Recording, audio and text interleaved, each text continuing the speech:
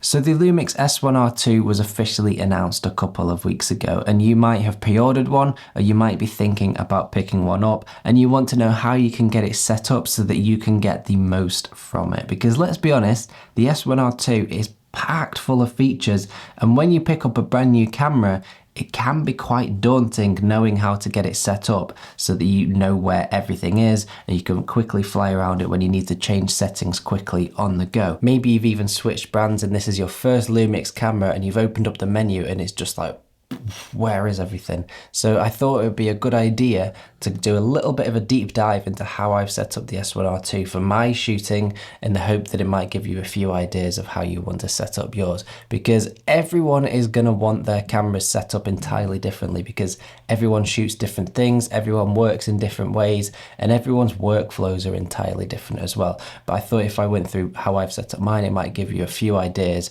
of how you want to set up yours as well. So I'm going to start off with how I've set up the S1RII for photography. Now, a lot of my photography is sort of landscape, lifestyle-y, street type thing. I've realized that that doesn't necessarily make it very clear as to what I shoot, but I'll throw up a couple of examples on the screen. So I shoot most of my work in aperture priority, and there's a few different things I do to make sure that I still have control over what the camera is doing while I'm using aperture priority. So the first thing I do when I am setting up my camera for photography is I'm going to put the camera into aperture priority. Now I'm going to move on to these custom modes in a little bit, but to set the camera up, I'm going to stick it into aperture priority and single shot mode. I'm then going to go into the menu and I'm going to go to the camera icon and the first image quality menu where we have photo style at the top. And in here, you can choose from any of the picture profiles that you would like to. So you might want to shoot in Leica monochrome, which is a really nice black and white picture profile. I use that quite a lot actually when I'm shooting JPEGs. Or you could choose from the new Cinelike A2 picture profile. Me personally, I just keep this in standard because I'm going to be shooting RAW and editing later on inside Lightroom. That's just the way I work. So I'm going to click set. The metering mode, I just leave as reading the brightness of the whole screen. There are 4 different ones you can choose from though, so you can optimize the exposure for the center of the frame, or you could use a spot meter so you can really go in and nitpick as to where you're reading the exposure from with the little box on the screen. Or you could expose purely for the highlights, knowing that you're not going to blow out your highlights and you'll be able to pick up the exposure later on in the shadows. So I'm just going to leave that as the whole screen because that suits me for my photography. If I needed to use a spot meter for something, I will just go in and choose that later on. I'm not going to worry about that being on a custom mode. The aspect ratio I will leave as 3:2, but again, there are others you can choose from if you wanted to do something a little bit different. So one that is quite nice to use sometimes is the 65:24. That gives you a really nice sort of X-pan wide angle field of view where you do lose a bit of resolution on the top and the bottom, but it's a really interesting aspect ratio to use, and I tend to use that when I'm shooting in Leica monochrome because it just gives you this really nice different sort of feel to your images, and it's just something nice to play around with occasionally. But for 99% of my photography, I'm going to leave it in 3:2. Picture quality, we're going to set to RAW. Now, obviously, if you want to shoot JPEGs, you can do that. That's absolutely fine. Or you could shoot RAW and JPEGs. So you could shoot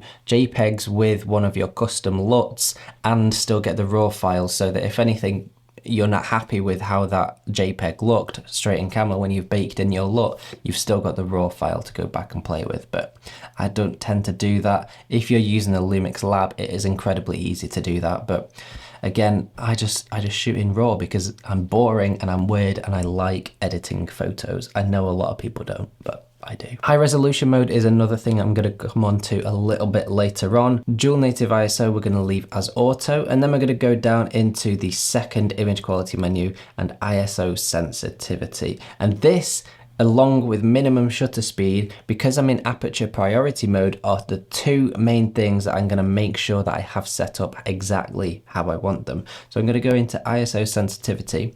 The base ISO on the S1RII is 80. So I'm going to make sure that the lower limit is set to 80 and the upper limit, this is this is the limit that I don't want the camera to go over in those low light situations. So I know, for example, that I can get a clean image or a clean-ish image at ISO 6400, which means I don't want the camera to go over that. So you can set it to go over that if you want to. I personally don't ever need to because I'm never in really low light situations. But if I was, I would probably be in manual mode and know that I have full control over what I'm doing.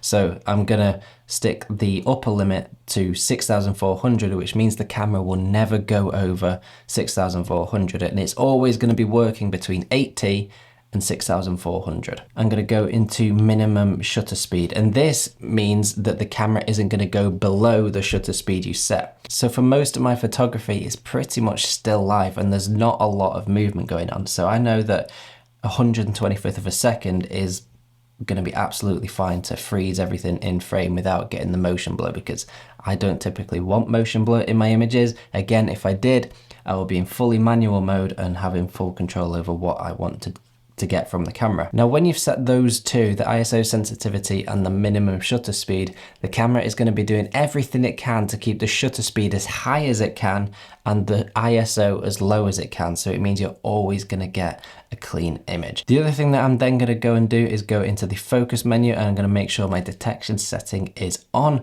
I'm going to choose human mode, and I'm going to keep it on eye, face and body and not just eye, because by having it on eye, face and body, you're going to get a much more reliable autofocus. It is still going to be searching for the eye for eye autofocus, but if that subject moves further away, it's still going to be detecting the body of that subject, whereas if you're just in eye autofocus, it's not. So I'm going to leave it in full body, face and eye.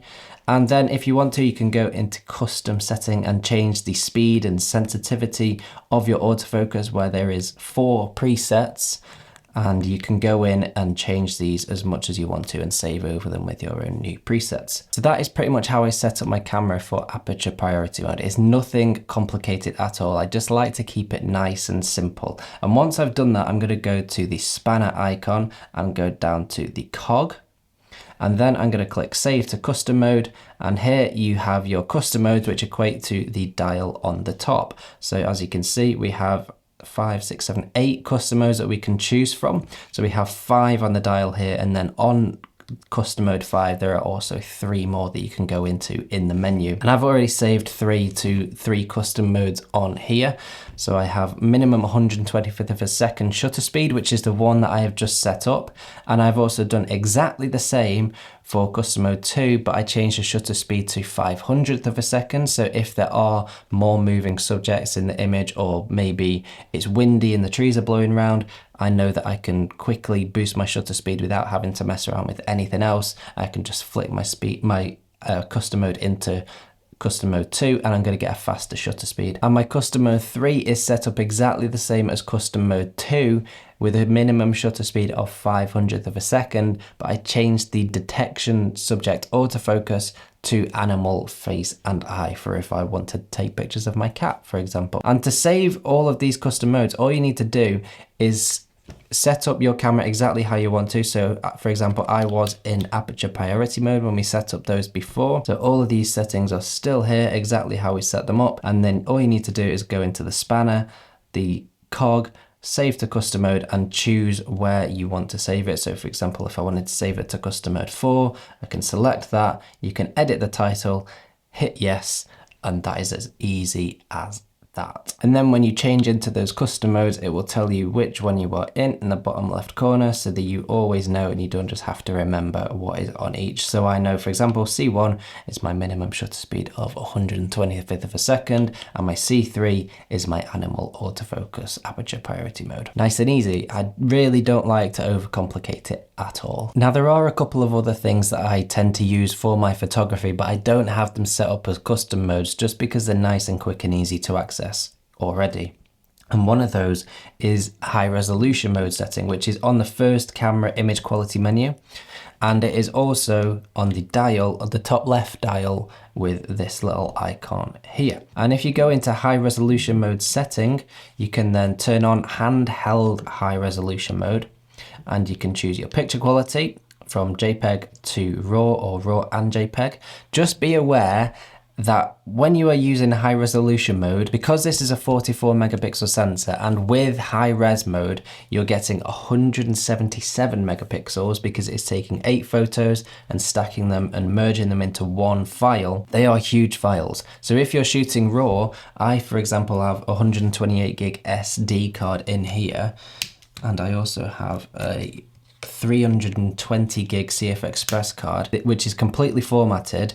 I only have space for 616 photos on a 320 gig CF Express card. So those files are absolutely massive. So that's just something to be aware of if you are going to be shooting in high resolution mode. You can choose a shutter delay of however long you want, and then all you need to do to use high resolution mode is flick the camera into that logo on the top left dial and then start taking photos. You'll have the little symbol appear on the top line just there that shows you're shooting in high resolution mode, and then you can just start shooting 177 megapixel high resolution mode photos, which is really nice. The other thing I use quite a lot is bracketing mode. Now again, I don't have this saved to a custom mode just because I don't use it all of the time and it was only for select shots, but bracketing mode is a way that you can take more than one exposure or more than one image, maybe at different focus points, and then you can later on stack them inside Lightroom, Photoshop, whatever editing software you use. So maybe you want 3 different exposures and you want to merge them into a HDR image, or you want to take 3 different focus points because you're maybe doing macro photography and you need those different exposure points so that you can get a sharp image throughout the whole image. So you can choose whichever one you want to. So I for example, I'm just going to choose exposure bracketing.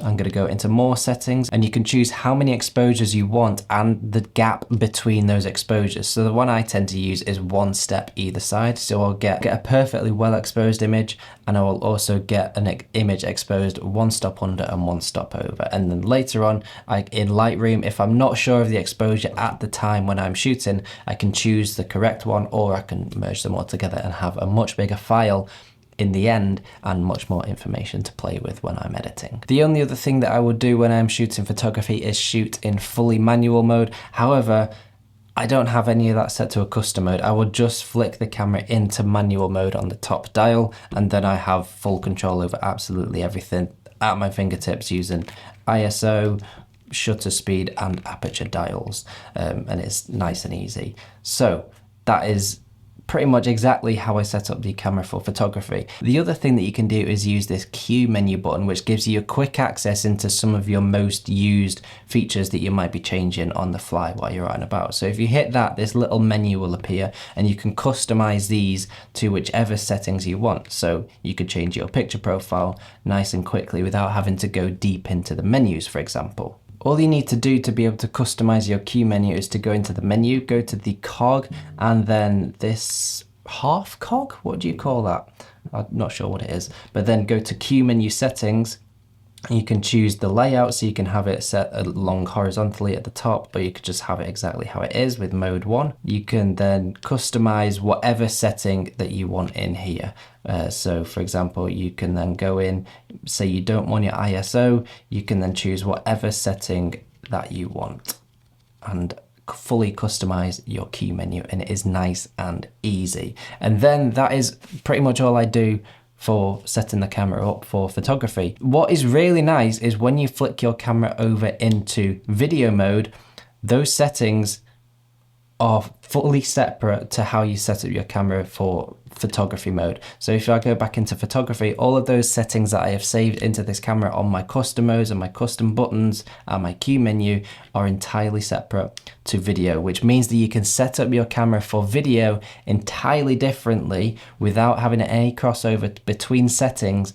So it's almost like having 2 cameras in one, which is so nice. And when you're setting up the S1R2 for video, it is pretty much exactly the same process. It doesn't have to be complicated at all. So I'm going to make sure my camera is in manual mode this time because I want full control over everything that the camera is doing. And I'm just going to go through the same process in the menu. So The only difference is my photo style is going to be set to Vlog. I record all my video in Vlog because it gives you the most dynamic range, it gives you the most room to be able to push and pull your colors around and create the look that you want as well. I tend to use a spot metering mode in video because it means that I know that I'm not going to be crushing my highlights.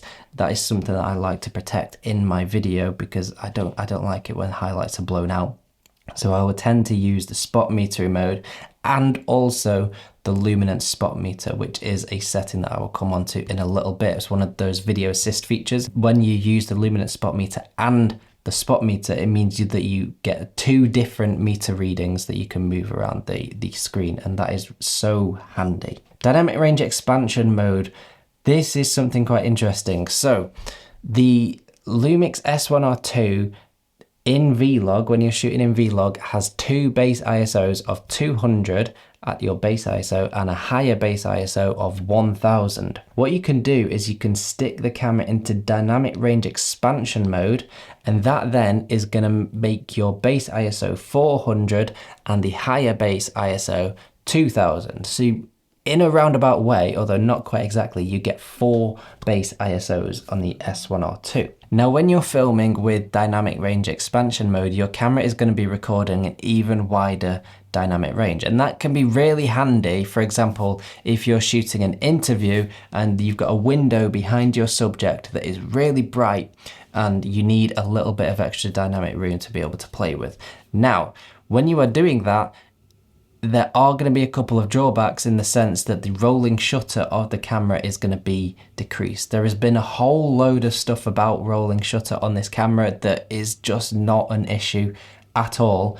However, if you are using dynamic range expansion mode, I will probably recommend that you use it on a tripod and you're not using it handheld if rolling shutter is something that you're going to be concerned about. For most of my stuff though, I just leave it off because the dynamic range on this camera already is very impressive. ISO setting, native ISO setting, I'm going to leave to auto again, down to the image format menu, and I'm going to make sure that I'm recording in MOV. Now you can record MP4, MOV and Apple ProRes. Most of my stuff, again, I shoot in MOV, and that gives you a ton of different codecs to be able to choose from. So you can shoot up to 8.1K in 30 frames a second, you can shoot 4K, 5.9K, 5.8K, 5.7K. The list is endless. You can shoot 4K 120, and this is one area where it can become very overwhelming as to which codec that you shoot.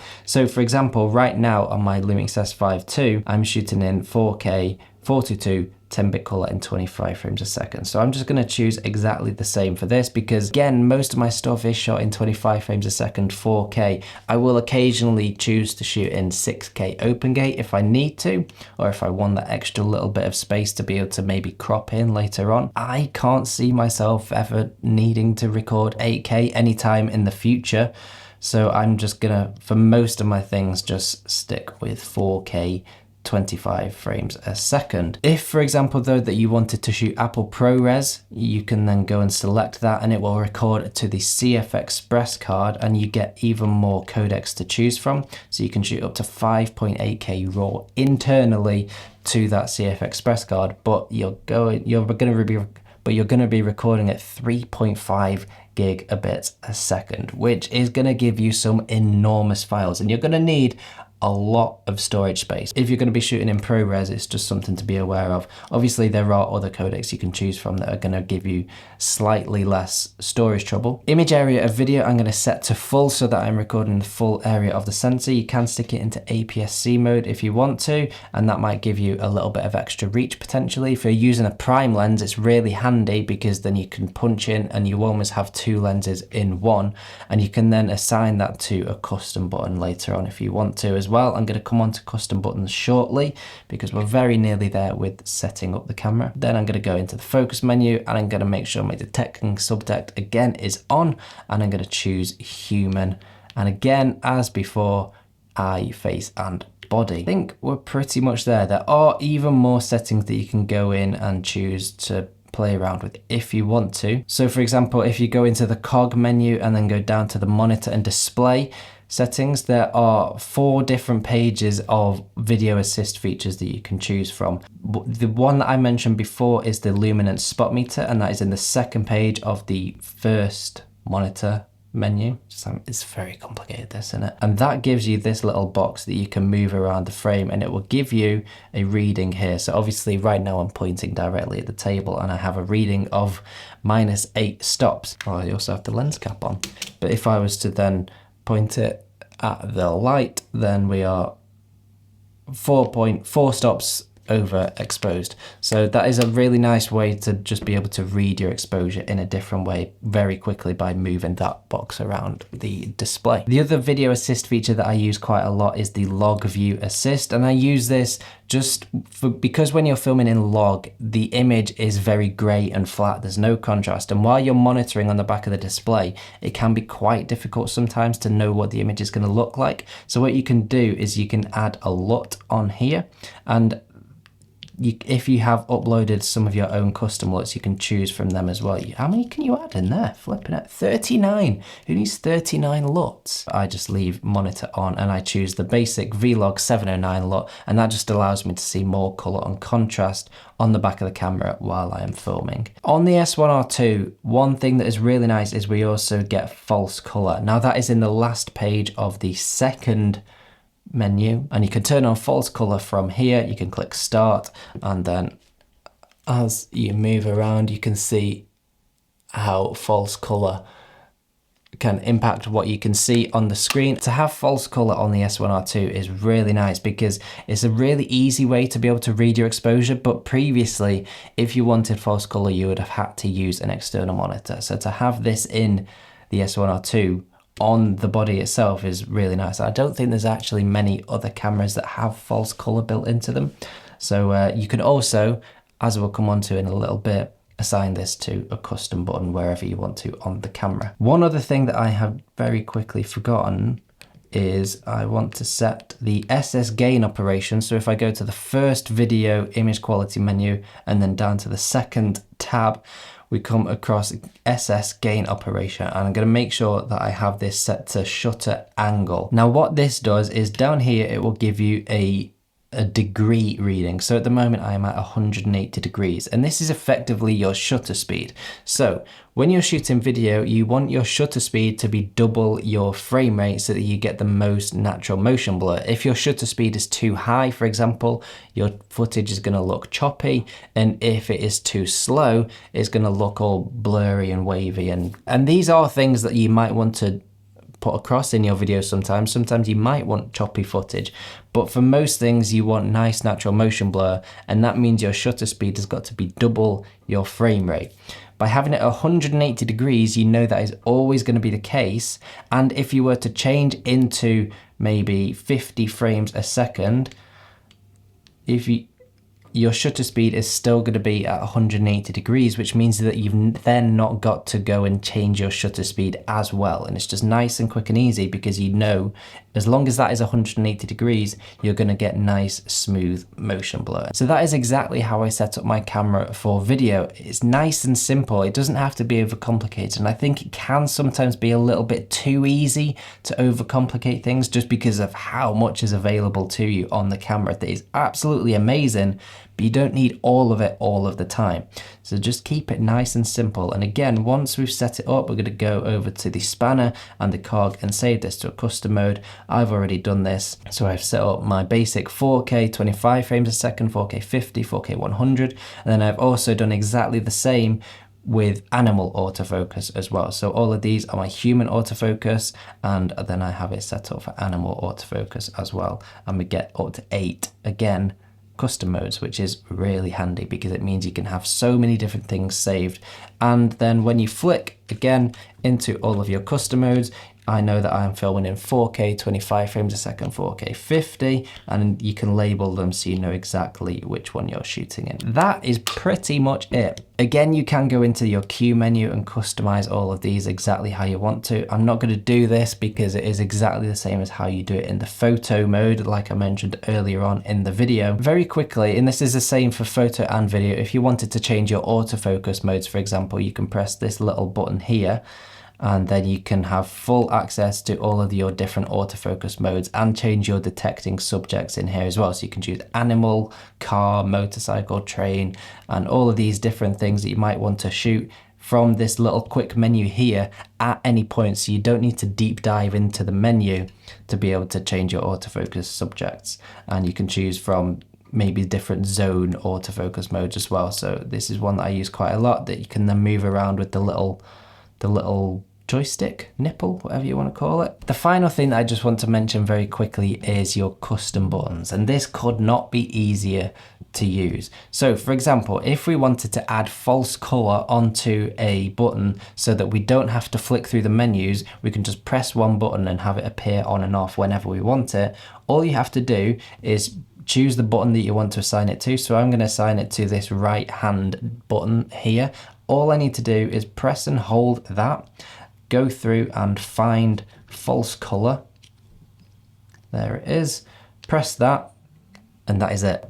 That is now assigned to false color. So whenever I press that, false color will appear on and off. And it means that I've not got to go in through the menu like we did before and find it deep down in here where it can just get lost nice and easily. And you can do that for any of the custom buttons on the camera with whatever settings that you want to. And that is super, super easy. And what is really nice is because we're in video mode, if I then go into photo mode, that's not going to be there anymore. I could assign it to something else for photos. And very quickly, the final thing that you can do if you want to is to go in and add your custom menus, and you can have up to 3 pages of these, and you can add whatever items that you want in here with all of the settings that you use most frequently so that you can find them quickly and easily. Maybe it's something that you don't want added to a custom button and you just want to be able to quickly and easily find it in the menu without having to flick through all of these pages and pages of menus. By going into the little human icon, hitting add,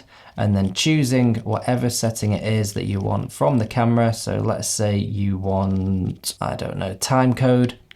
You can hit save, and then we go back into page 1, and there it is, time code, and you know you can access it nice and quickly whenever you need it. So that is how I set up my Lumix S1RII for photo and video. Again, I just like to keep it as simple as I possibly can, because as amazing as it is to have all of these features packed into this camera, I don't need to be using them all of the time, or all of them at the same time, for example. I just need to know that I have my custom modes set up for my basic modes, that then I can switch around and easily add custom buttons and custom menus so that I can change things up as quickly and as easily as I possibly can, and know that I can find things as quickly as possible as well without having to fumble around in all of the menus and getting lost and getting frustrated with it. So it does take a little bit of time to get your camera set up, but it's absolutely worth it. It's fully customizable as much as you want to go into it as well, which is absolutely great. So if you have any questions, don't hesitate to drop them in the comments down below, and I will get around to answering them as quickly as I possibly can.